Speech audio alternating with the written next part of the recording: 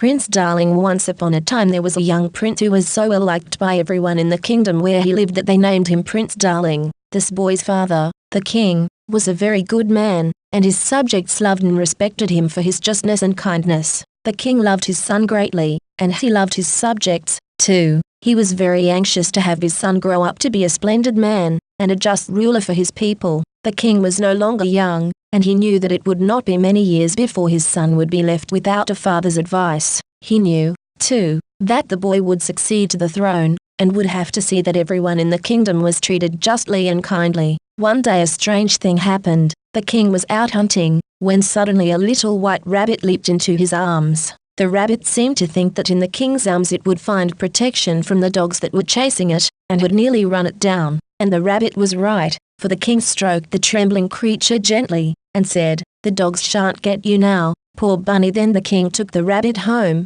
and saw that the best care was given it. That night, after everyone else had gone to bed, the king sat alone thinking about Prince Darling. Suddenly a beautiful lady seemed to come into the room. She was dressed in pure white, and wore a wreath of white roses on her golden hair. "You don't recognize me, do you?" she asked in a lovely, clear voice. "I am the rabbit you rescued from the dogs in the forest this afternoon." The rabbit was really the fairy Truth. "I took the shape of a rabbit to see whether you were really as good as everyone said. Now I know you are, and I shall always be your friend. Isn't there something you want, above everything else in the world, which I can give you to repay you for your goodness to me?" The king was amazed by the lovely fairy and her wonderful offer. He thought at once that if only he could win the friendship of the fairy Truth for Prince Darling, all would be well. So he said, "Good fairy, above all things I should like to know that you would be my son's friend. Will you gladly? I will make him the richest or the handsomest or the most powerful prince in the world." "Which shall it be?" the fairy inquired. "I would not ask any of those things,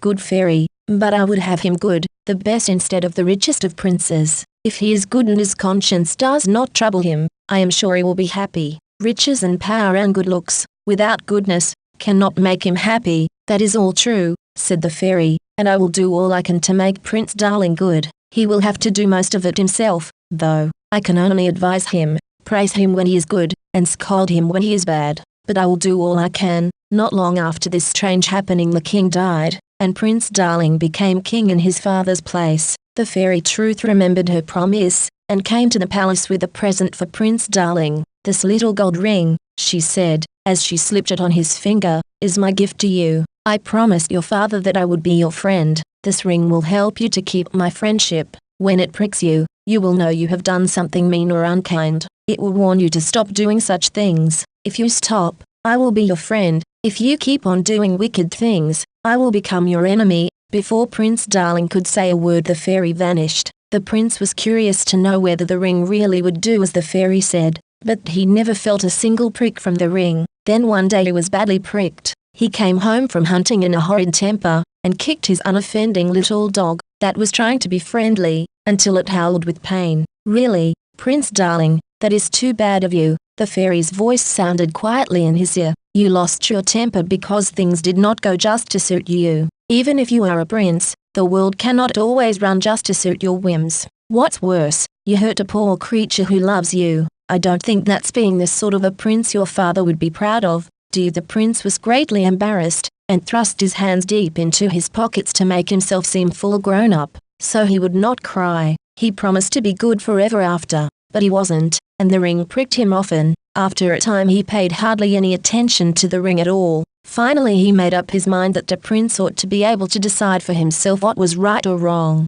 Besides, the ring pricked so hard and so often that it made his finger bleed, so he threw it away entirely. Just after this he met Celia, the loveliest girl he had ever seen. It seemed to him he could never be happy until he had made her his wife, and he lost no time in asking her to marry him. "Sire, I cannot," said the girl. The prince was indignant, for he thought any girl should be proud to have him offer to marry her and make her queen. "Sire," Celia went on, "you're handsome and rich and powerful, I know, but the man I marry must be good." This speech made the prince so angry that he ordered his men to take Celia off to the palace as a prisoner. Illustration: "This little gold ring is my gift to you." Now, the prince had a foster brother who was a very wicked man. When the prince told him about Celia, he said, "What, a peasant girl refused to marry the prince? How ridiculous! The whole kingdom would laugh if they knew about it." This speech hurt the prince's pride, and he decided to make Celia consent to marry him at any cost. He rushed off to find her. His men had given him the key to the cell where they had imprisoned her,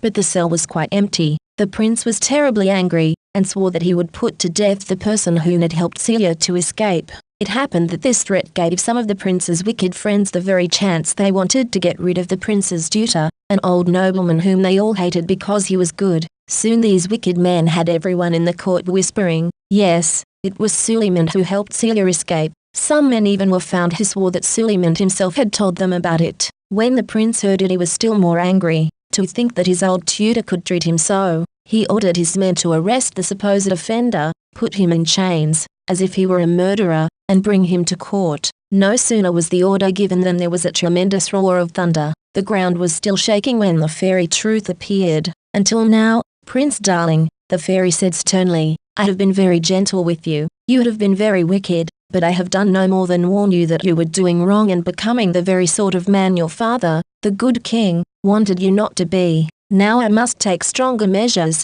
for you have paid no attention to my warnings. Really, you are more like the wild animals than a man and a prince. You roar with anger like a lion. You are greedy for fine food and clothes and a good time, as a wolf is greedy for its prey. You are untrue to your friends, like a treacherous snake. You even turn upon the kind tutor who was your father's firmest friend, and who would like to help you, too, if you would let him. You are as disagreeable as an angry bull, that keeps everyone out of its neighborhood, because everyone knows it is not safe to go near. The fairy's voice now roared forth in terrible tones, which made Prince Darling shake from head to heel. Therefore, I condemn you to have a hideous body like your ugly character, part lion, part wolf, part snake, and part bull. The prince put his hand to his head, because he felt as if he should weep at this awful sentence. He found his face covered with a lion's shaggy beard. A bull's horns had grown out of his skull. He looked at his feet. They were those of a wolf. His body was the long slimy body of a snake.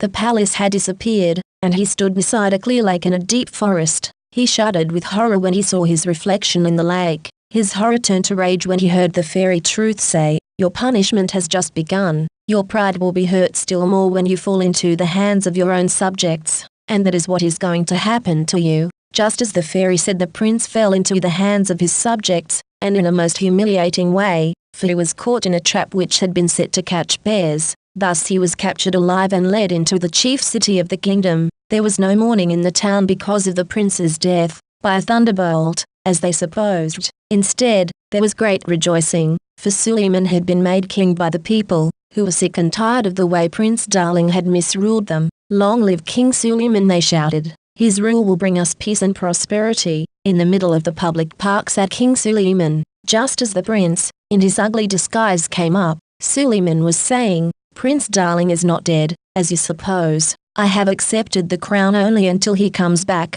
for the fairy Truth says he may still return, a good and just man like his father. For myself, I want nothing more than to see Prince Darling come back a worthy ruler for this mighty kingdom. This speech made the prince feel very much ashamed of himself, for it showed plainly that the fairy was right, and that he himself had misjudged Suleiman. Meantime the prince was put in the menagerie, and people pointed him out as a most strange beast, the only one of his sort ever found anywhere. The prince was beginning to feel like his old, gentle self. He was even good to his keeper, although the keeper was anything but good to him. One day a tiger broke through his cage and attacked the keeper. At first the prince was pleased to see the keeper in danger of his life, and mused, when he's dead and out of the way I can easily escape. But the prince's punishment had not been in vain, for suddenly he began to think, well, the poor old keeper, after all I'm sorry for him. Then as if by magic the bars of the prince's cage seemed to melt away, and he rushed out to rescue the keeper who had treated him so badly.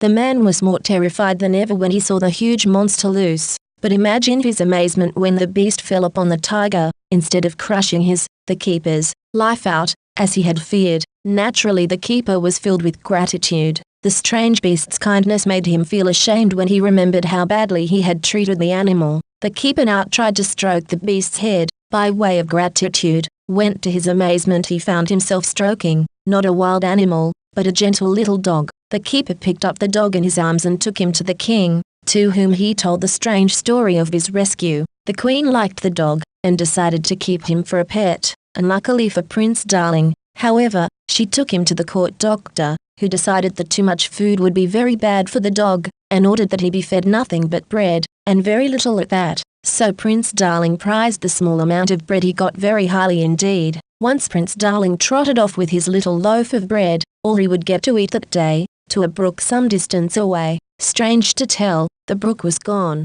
and in its place was a huge house. Prince Darling thought the persons who lived there must be fabulously rich, because the house was made of precious stones and gold, and the people were dressed in the most elegant and expensive clothes. He heard music, and saw people feasting and dancing, yet the people who came out of the house presented the most forlorn appearance, ragged, and sick, and half-starved. Prince Darling saw a poor young girl, and his heart was filled with pity. She was eating grass and leaves. She was so hungry. Prince Darling was hungry himself, but he thought, I can't be as hungry as that poor girl, and tomorrow I'll have another loaf. So he gave the bread to her, and she ate it eagerly. Suddenly there was a great outcry, and the prince, running in the direction whence the noise came, saw Celia being dragged against her will into this mysterious house. The poor little dog could do nothing to help her. Then he thought sadly, I am very angry now with these terrible people who treat Celia so badly, but not long ago I was myself threatening to have her killed, and the little dog,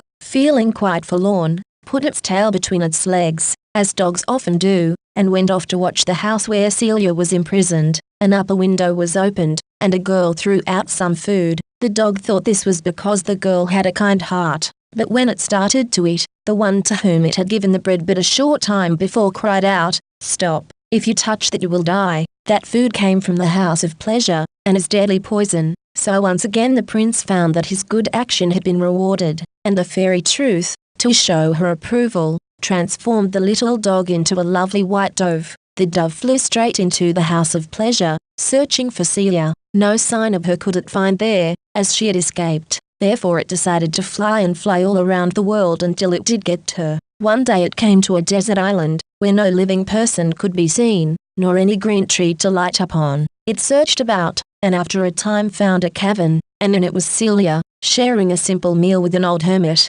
Prince Darling flew right up to Celia, lighted on her shoulder, and tried in all the ways a dove knows to show its affection for her. Celia in return stroked it gently, although she, of course, had no idea who it was. Indeed, Celia seemed delighted to have found a new friend, and said softly, I am glad you have come to me, and I will care for you and love you always. Celia did not expect the dove to understand what she said. The hermit understood, however, and asked her whether she really meant it. Ah, Celia, Prince Darling exclaimed, with my whole heart I hope you do mean it. And the astonished Celia turned and saw Prince Darling himself standing before her. Celia will not stop loving you now, Prince Darling, said Fairy Truth, who had been disguised as the hermit all this time. She has loved you from the beginning, and now that you have started on the road to goodness I know she will gladly join her fate with yours. Then Celia and Prince Darling threw themselves at the fairy's feet, and thanked her 1,000 times over for bringing them together again after all their trials.